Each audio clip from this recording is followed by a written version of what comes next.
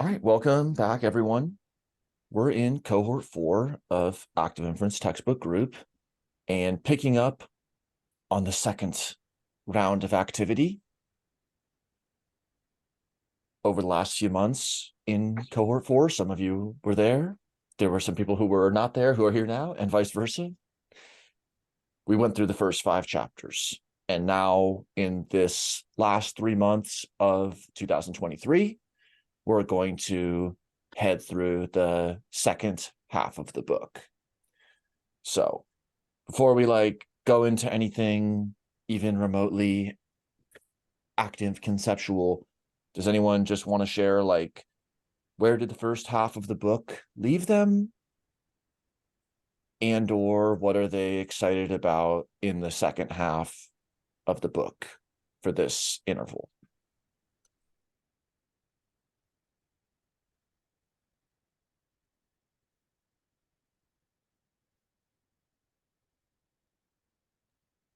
Or any questions that are kind of guiding people's curiosity and learning journeys.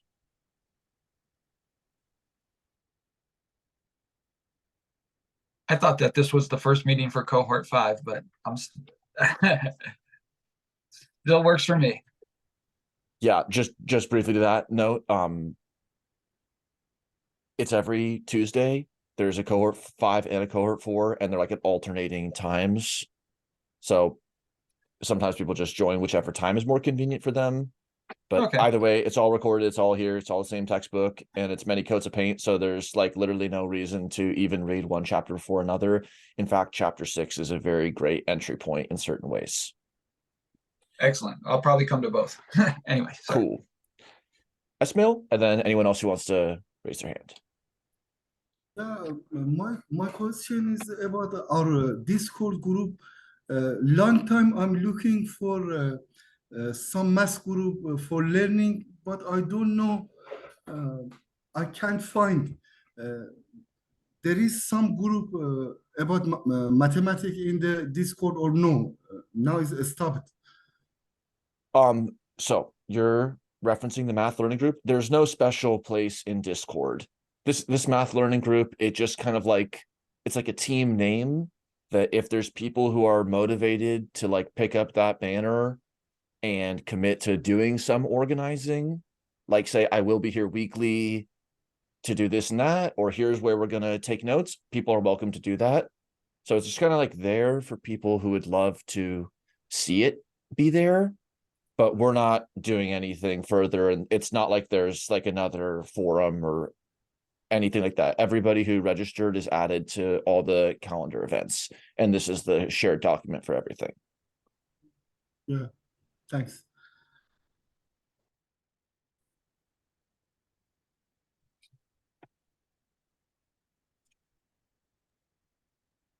But yeah, where does the first half of the book leave us? And then how do we set an intention, or what is exciting about the second half of the book? Yeah, Ismail or anyone else?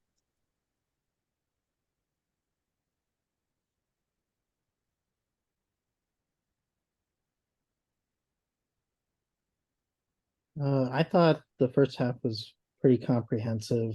And I like your description of many coats of paint, because it is like each chapter you are going over a lot of things that you covered in a different way in the previous chapter, but in a sort of new light.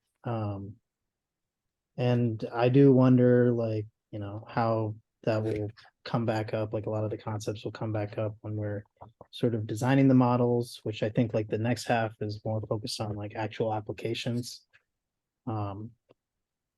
And I'd say, there are certain things I want to go back over on myself just later in the previous chapters, especially message passing and more of the neurobiology stuff, which I am very interested in, but am not as familiar as maybe just some of the regular Bayesian statistics aspects of it. Cool.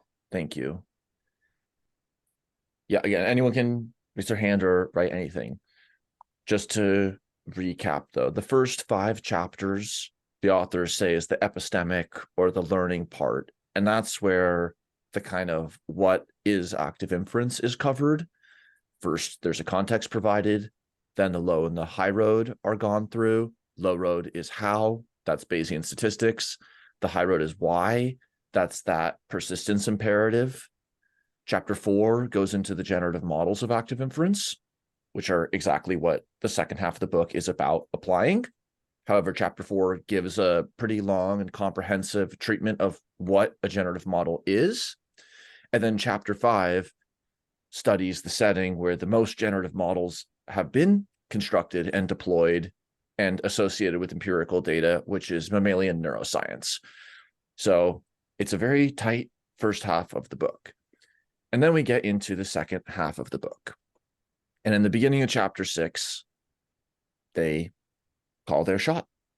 They say this chapter provides a 4-step recipe to construct an active inference model, and it discusses a bunch of other design choices. The quote here, give me 6 hours to chop down a tree and I will spend the first 4 sharpening the axe.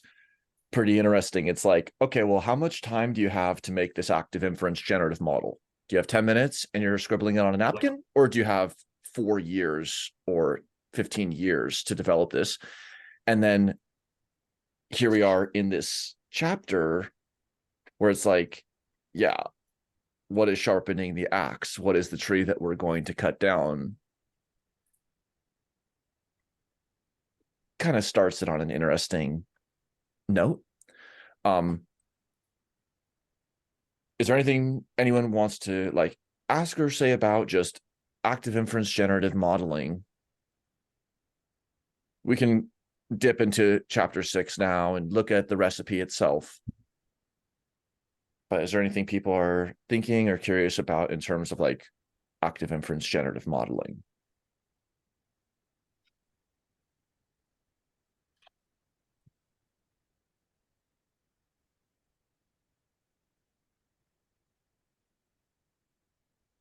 It's an exciting moment, and this in certain ways is the topic itself in practice. All of the discussion around an active inference model of this and of the iSaccade and of depression and of organizations and of Gaia, like those are active inference generative models of insert system of interest here. So that's what the earlier part of the textbook approaches in theory. And chapter 6 is where the recipe is laid out. And there's a lot of dots to connect, and some of it we can add detail and connective tissue. But this is kind of like the real moment where active inference goes from being like something that's being discussed on stage or conceptualized by others in their mind into being something that we enact through constructing a generative model. Like reading the first 5 chapters, to continue with this culinary analogy, is like reading recipe books or reading a molecular gastronomy textbook or reading about micro and macronutrients or the Maillard reaction or like all these like sort of like ideas about cooking. And here's the recipe. And then there's still more guidebooks and play-by-plays and workplace training and all of these kinds of things that would be associated with the practice of cooking. But this is where that culinary textbook does a crossover moment into talking about the recipe itself. Thank you, Andrea. Yes, we can definitely overview 6. Also, on the top of each chapter page, there is a short textual or a video with a short overview that Ollie and I have prepared for the chapters. Okay. So let's look at the recipe itself. So section 1, they're just talking, section 1 of chapter 6 is an introduction, and they do make some very relevant points. And then in section 6.2, we see the recipe itself. So we've pulled the recipe out just so we can kind of expand and discuss. The recipe asks 4 questions. Which system are we modeling? What is the most appropriate form for the generative model? how to set up the generative model, and how to set up the generative process. And then they write, these 4 steps in most cases suffice to design an active inference model. Once completed, the behavior of the system is determined by the standard schemes of active inference. Specifically, or technically, the descent of the active and internal states, the autonomous states, on the free energy functional associated with the model. So the recipe is asking us questions that only we can address situationally that help us set up the landscape. Could be a very dynamic landscape. It might be a very trivial one that just kind of rolls to a single valley. But these questions are going to help us construct the landscape that then the ball rolls downhill on. So it's kind of like making a pinball machine, or like making some other kind of Rube Goldberg machine. We're at the second level, conceptualizing of a system, and then asking, that's like, what system are we modeling? What do we want to model? And it isn't necessarily always easy which system we're modeling. Someone is joining, we'll see. But this question about system of interest is in common to active inference generative modeling, as well as to just broader systems engineering. And we get into the active inference specific questions here about the appropriate form of the generative model. So this is the first of the 3 practical challenges. And this is brought up in chapter 4 earlier when discussing generative models in discrete or continuous time. And then it's revisited in chapters 7 and 8, which are going to go into more detail on time.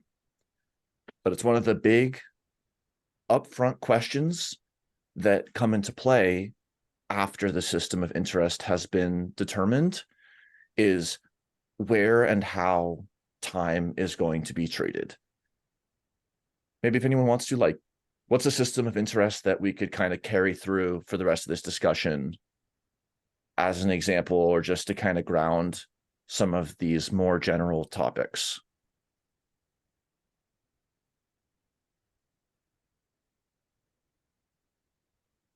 Like an example of something like example of what we would want to model with this recipe? Yeah. Like, what would you answer to the first question? Could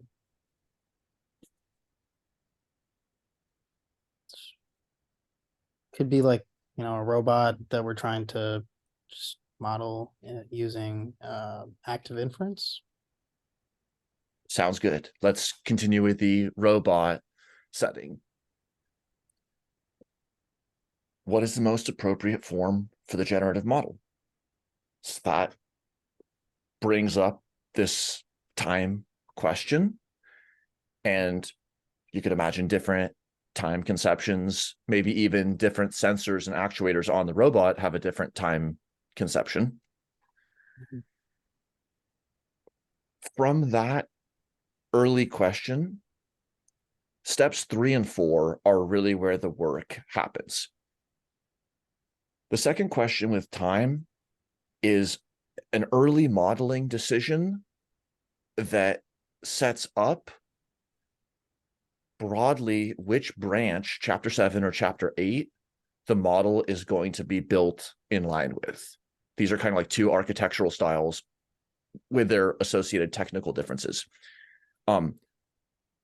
As they write, if you have a process that's more in terms of categorical inferences, that leads you to the discrete case.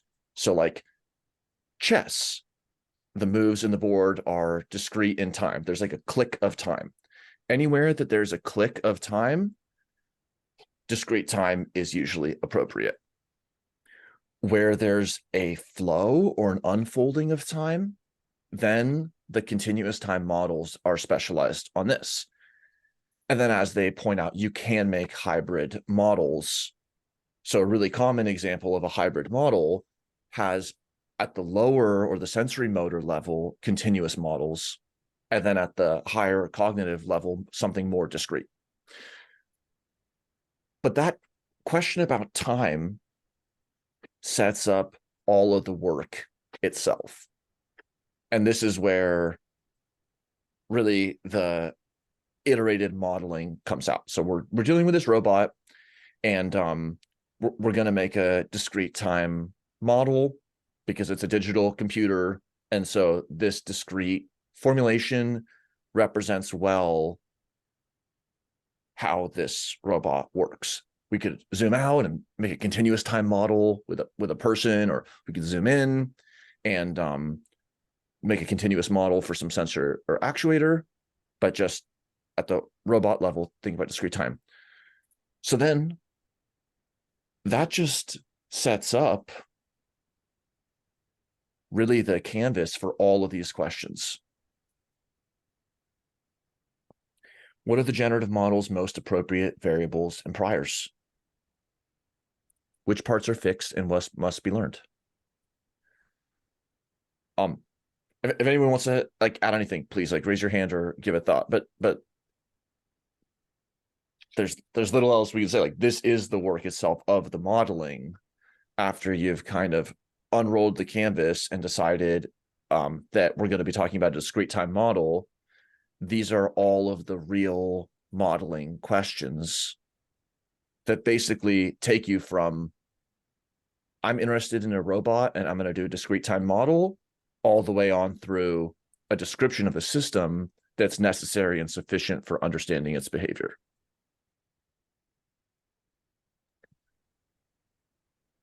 Does anyone have like thoughts or ideas on this?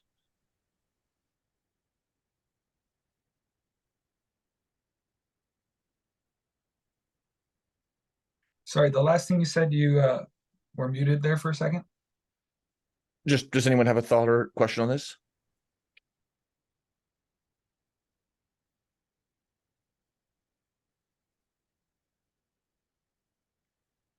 Well, I think it's pretty interesting. One thing that stuck out to me, not from the textbook, but from listening to the last panel in the symposium, was what Bert de Vries was talking about, you know, needing to be able to scale models according, like, say, for an autonomous, let's say the robot is an autonomous self-driving car, and it needs to be able to calculate with a different degree of precision, whether it's driving, you know, straight down a freeway or going around a roundabout. And so I guess, would that be an example of, you know, trying to build a hybrid, you know, a hybrid model that, based off that circumstances, is, you know, following a different route in that pathway in the tree? Is Yeah, that appropriate? It's a great connection. So we're in the room talking about the generative model of the self-driving car. Yeah. And now we're thinking about two possible ways we could go. We could have like a fixed precision model, or we could have a variable precision model. Even if somebody doesn't have a lot of background in modeling, it's pretty clear like what the strengths and weaknesses would be. Well, in the fixed precision model, it's simpler. And if you fix it at an adequate frequency or precision, it might work totally fine. Okay, and what do you get with a variable precision model? Well, you have this hyperparameter, which is like how variable, or how should I change how I change the precision. So it's not like you've answered the last mile by saying, we'll make it variable precision. You could imagine a variable precision model that just adds hyperparameters that don't make it a more effective robot, or take up a huge amount more computational resources. So that's exactly the conversation about which features of the model do we want to combine. Yes, please, Jesse. Could you give an example of, like, in that case, what would be an example of a hyperparameter that you might program in? Yeah, in that specific case, the hyperparameter would, so the parameter itself would be how precise. The fixed parameter model would just say precision level 10. You could think of that as the function y = 10. Yeah. It's just a static line. And then the hyperparameter would be now say, well, let's do inference on what that precision parameter should be. And you might say, I'm going to draw precisions from a distribution that has this and that shape. Do you want to draw precisions? So let's just say the fixed example is 10. Do we want to draw our precisions from 10 plus or minus 2? Or 10 plus or minus 8? Or do we want to sweep between 10 and 100? Whatever strategy you take in a Bayesian setting is like the hyperprior. That's you kind of surveying out or mapping out another space that you explore the parameters of the distribution on. And the double-edged sword is almost always, quite literally, hyperparameters are more expressive and they can fit situations better. However, they introduce compounding exponential search spaces.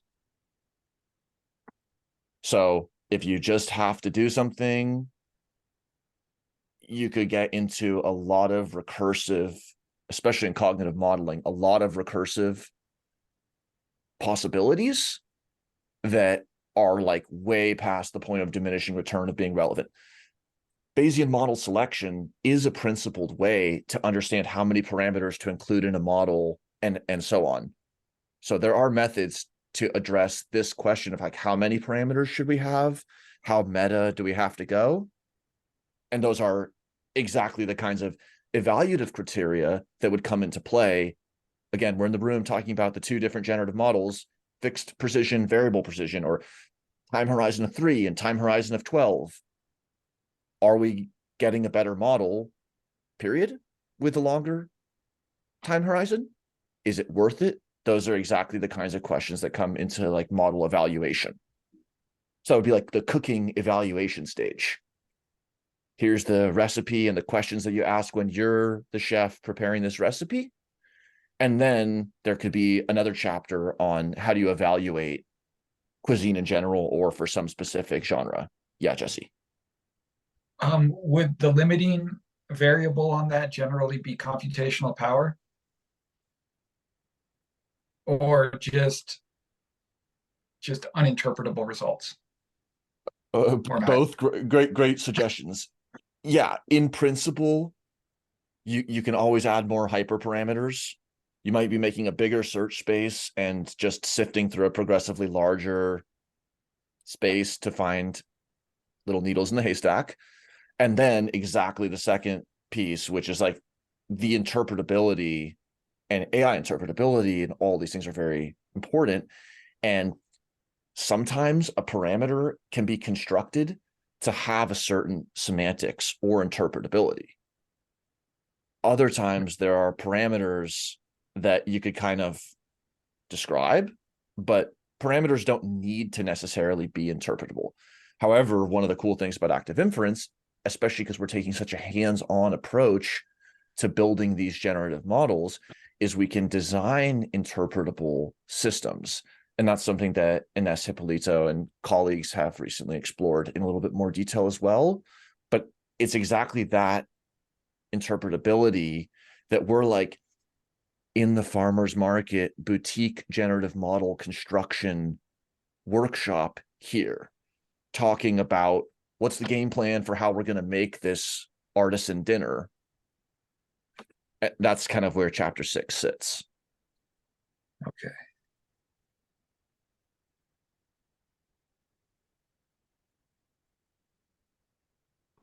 And maybe if at some point you could put in the chat, maybe a link to like a paper in respect to the interpret what you were just saying via interpretability, or maybe in the textbook in the coda. Cool. Yeah, I'll add it to this page. Oh, I see right here. But yeah, I'll add it to the page. Totally good call. All right, thank you. Yeah, from June of this Sorry year. for that aside. Oh no, it's good. I mean, this is like, we want to be hands-on with the models so that we can understand them. And this is how the textbook shows some simple settings. So from earlier in the book, we had the frog that did or didn't jump out of the person's hand, or the object that was in their hands that did or didn't jump. And that was a kind of case study in passive inference. The person's just holding the object, it jumps or it doesn't, and then they're going to update their beliefs about whether it's a frog or an apple. So that brings up a lot of important topics like Bayesian belief updating and learning, surprise, Bayesian surprise, sensor fusion, multimodal inference, but it's passive. In the second half of the book, a kind of canonical active inference setting is going to be the rat in the tea maze. That's a setting where the world doesn't just happen to the animal, it's like its actions matter for what sensory stimuli it gets.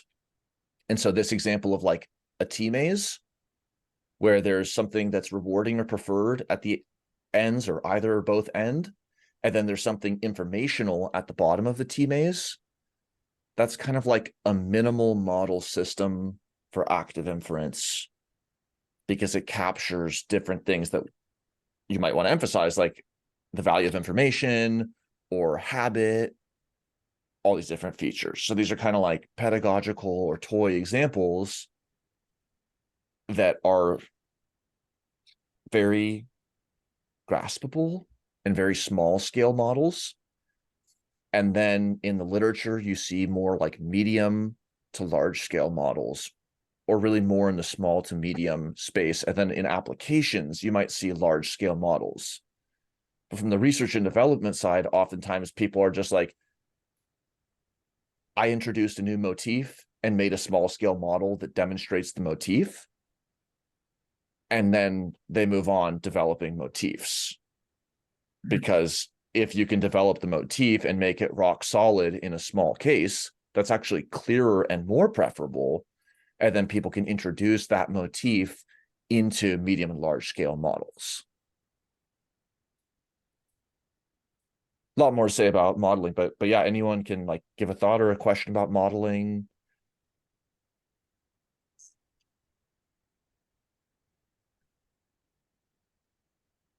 Yeah, I guess in that respect, I'm just curious about, model switching, and if if there's master models that can determine when to switch between models in a given, based off updating either a belief system or essentially learning learning an environmental circumstance.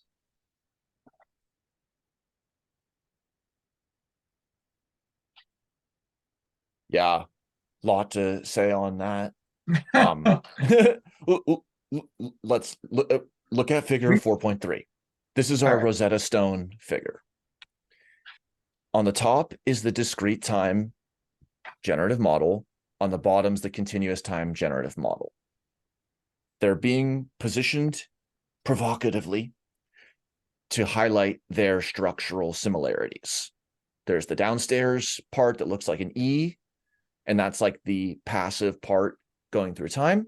And then on the top part and the upstairs of each, there's the policy selection. Action, policy selection is being treated a little bit differently between these two settings, and what the world is treated differently between the two settings. In the discrete time setting, we have a past, present, and a future time point that emit observations. And then you have policies that intervene into how the world changes through time, and thus which observations it emits. But in the discrete time setting, you have a past, a present, and a future. And you could have it look 100 time steps in the past and 1 in the future, or none in the past and 100 in the future. Those are the kinds of parameters that the modeler plays with. Whereas in the continuous time model, you have only the present. And then you have derivatives of the present, like the first, second, third derivative, that reflect how the present is changing through time. So we have like the car's location is at location 100, and it's going 10 miles per hour. So that means at the next time point, we expect it to be at 110. Now, if we said, well, it's at 100 and its speed is 10 and its acceleration is 1. So then it's going to get to a little bit more than 110 by the next time point in continuous time, but you're all at every moment you can like recheck the flow.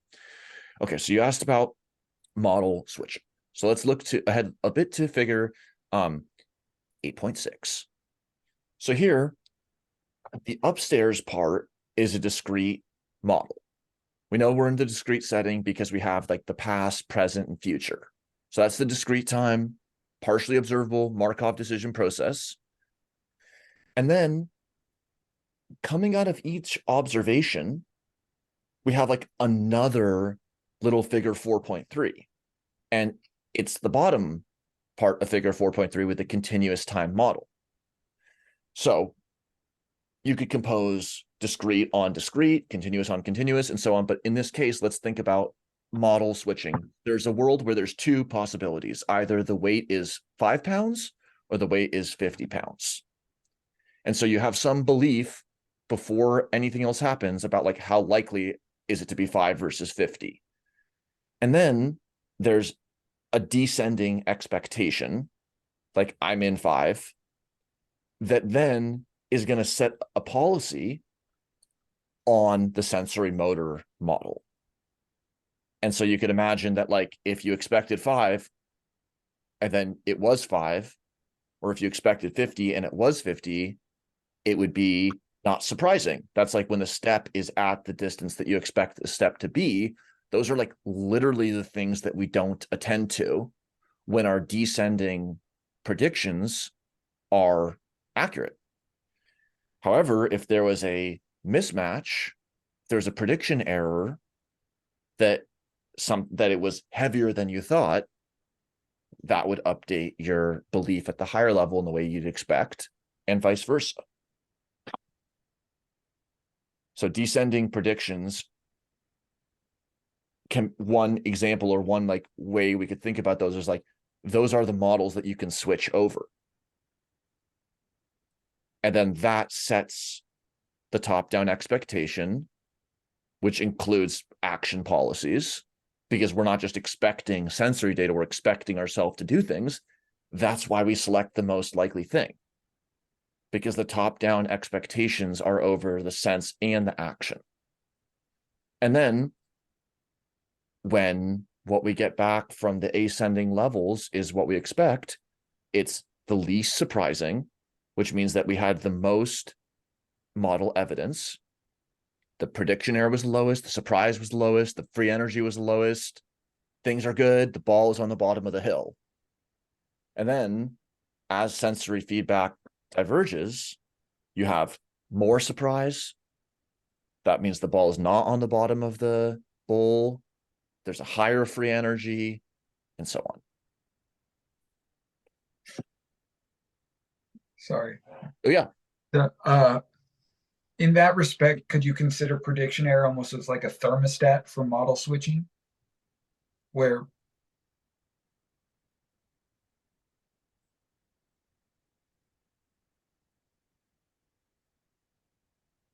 it could be used as such. If you made the model that had that kind of a feature or attribute, then it literally would be. If you didn't, it wouldn't be. And this is what, and that's what Karl, Friston, and others sometimes call a deflationary account, which is like deflating all the hot air out of the account and just ending up with the lean, distilled, if and only if, necessary and sufficient, whole truth, nothing but the truth status. That's the deflationary account. It's like, well, I made a cognitive model where ascending prediction errors are used as a cue for model switching. Then the deed is done. But until the generative model's on the table, the discussion is very speculative. It's like, until you have on the table the linear regression connecting smoking and cancer, you might have a super strong anecdotal belief. You might have a strong prior. But if you're just speculating, especially if you think, well, depending on how you include covariates, it's not so simple before you make the model, even for very large effect phenomena in the world, which is why statistics is a process and why it matters. So chapter 6 shows us the recipe and is like, hey, there is a bright line between like the recipe talking about the food and having the food on the plate in front of you. The recipe is how you get from being like, I would like to have this dish to a dish.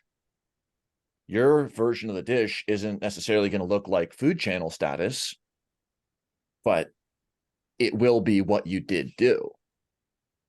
And so that is really the clear line between ultra speculative hypotheticals, like what does active inference say about attention? There's not even a system of interest in that sentence.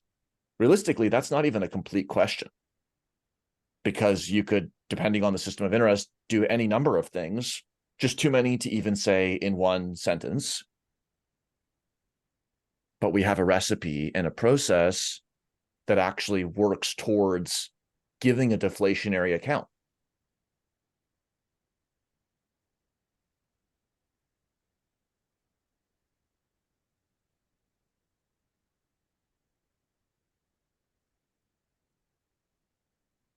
So here is one case where Michael Karl, I believe, we looked a little bit about like translation and eye gaze. So humans translating, that could even be understood as a translation or a switching behavior.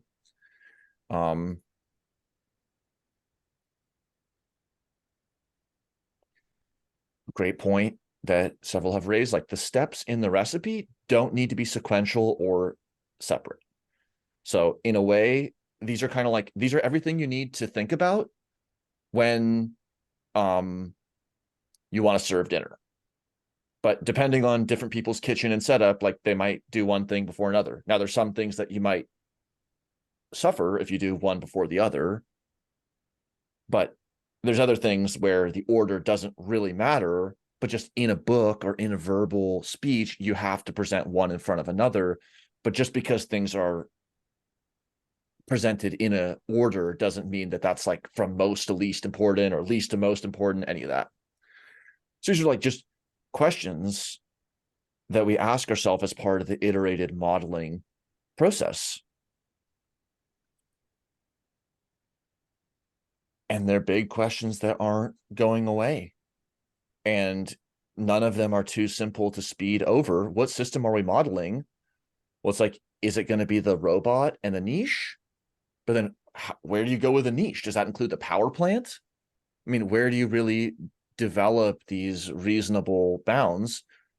And that's, again, to give a deflationary account. It's like, what is this model for? So you can never, even from the very outset, disentangle the generative model from it being specifically constructed by a team in a place. And that's like a kind of radical scientific inactivism, perhaps, or scientific realism. And again, it's really fascinating how there is a clear line between generative model on the table, maybe limping along, maybe simple, but generative model on the table exhibiting simulated behavior being used to process data. And then we have like the space of the cognitive, it's so productive. But that's the conversation around the dinner table. And if all the chefs walk away from the table and there's no food on the table, maybe it was just a conversation group. But if the business plan was to produce a certain kind of food with reliability, then just speculating about variants to the recipe wouldn't have gotten you there.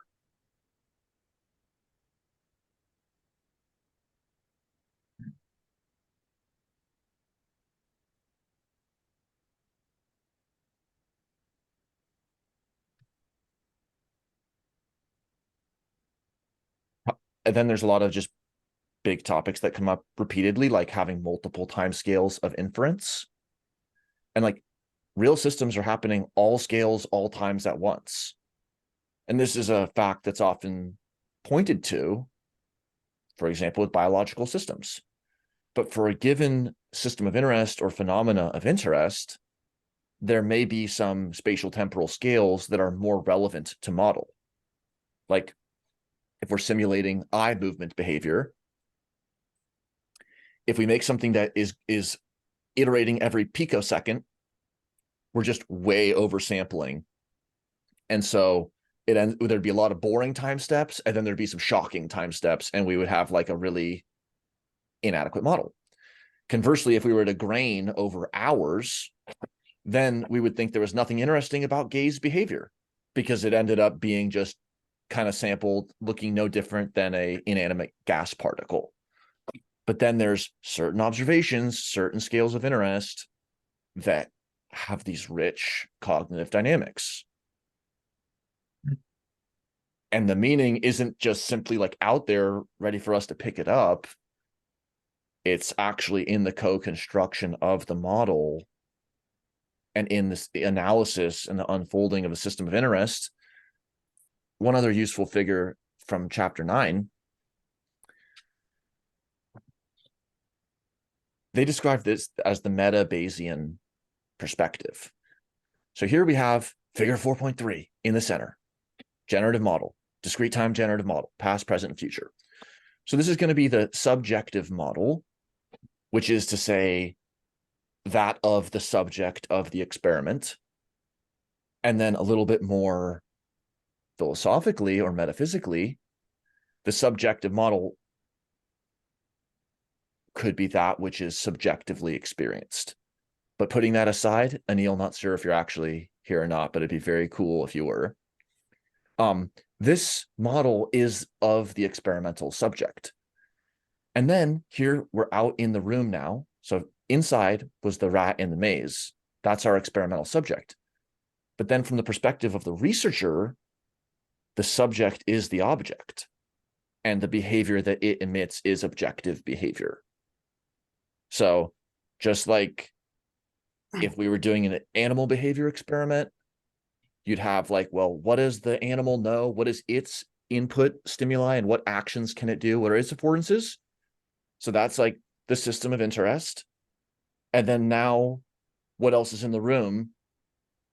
And then if you can develop that thin wrapper around your system of interest, you have the minimal setup to have something on the table, and maybe it's good enough with just that first framing. Or maybe you want to go way, way, way deeper in a certain way, or you want to explore some other cognitive phenomena. But broadly, just connecting it to behavioral sciences and just like looking at like, what is the animal under observation and its cognitive model?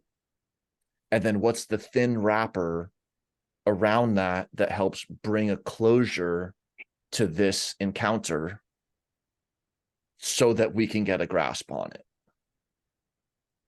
Ajith? I didn't have a question. Okay. So I think it's super cool because a lot of these conversations aren't necessarily active inference specific. Spatial and temporal scales, system of interest identification, positioning of your model, multimodal sensor fusion, like in certain ways, the active inference part in chapter 6, it's like, that's the work. Again, all the part that gets us to the kitchen are general modeling commentaries. And then we have the specific work itself, which is setting up the generative model. And then they just have a very, very brief section 6.7, which gets revisited in chapter 9 about interfacing data to these generative models. So there's a lot of ways to go in this chapter, is like the recipe for it. What are anyone's thoughts or questions on this? Yeah, so I was wondering, like, I know like in the Active Inference Institute, they have a lot of projects and sort of GitHub repositories where they show examples of using these to model like cognitive agents and things like that. But I was wondering, like, does this textbook itself have sort of maybe like a GitHub repo with examples of sort of them using these recipes or things like that? Great question. Very important question. In Appendix C, they do provide some MATLAB code. We have our own repo for the textbook. So like we might just want to bring that code in and also develop other examples. Like I would love to see the chef and the sous chef and the client, everyone's notes and just everyone's thoughts about like what could be developed. A lot of times people pick really ambitious systems of interest to model. And that can be like daunting because these are, you can go arbitrarily sophisticated cognitive modeling, and it's very humbling and often seen as like not the real work to build these simpler pedagogical examples to get a feel for these models by hand and like kind of start with the lighter weights basically so that people can develop an intuition for these different tools and skills and practices. Seeing examples is helpful, especially really simple ones.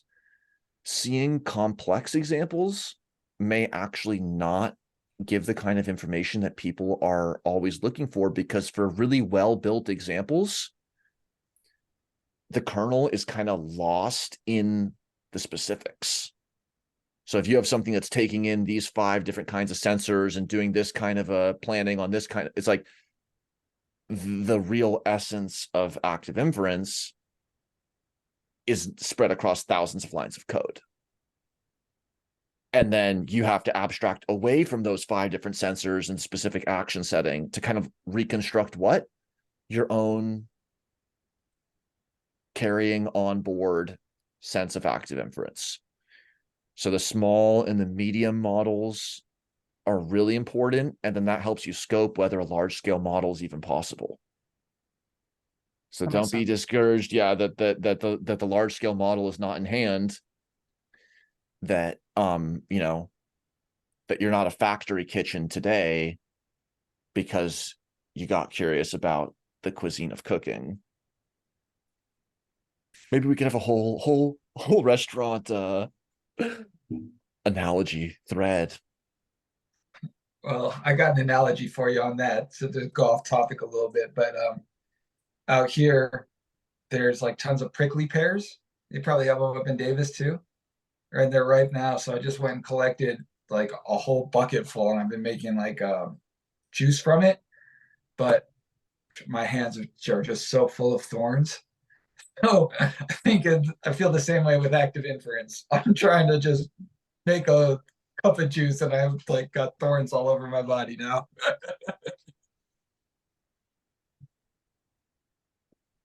That's funny. Yeah. Just like right at the very beginning, we're discussing like chapter 6. I feel like chapter 1 and chapter 10 are great entry points into the theory and the context of active inference. Chapter 6 is like the sort of doing out, because chapter 6 grounds the fulcrum of this book in a almost boringly inactive framework. That's the deflationary angle. And it's the real work of building the generative model. Not everyone's going to build every generative model, but it's super exciting that the bright line exists, that the culinary sector exists, and that actually dancing amongst different metaphors and systems of interests, we're able to have the conversations we want to have. So like for systems design, these questions from chapter 6, these are things, maybe you don't call it a generative model or a generative process, but like, what are you interested in? What matters to you about it? What phenomena do you think are relevant? Like, those are questions that everyone can be addressing. And then to bring those questions and awarenesses legibly into a modeling process that can have the integrity of all other engineering. It's super exciting. And it's what, among other things, differentiates ActInf from being just like a hot take or like a kind of mic drop. It's like, yeah, chapters 1, 2, 3, 4, 5, the mic is dropped repeatedly. And then what do we do?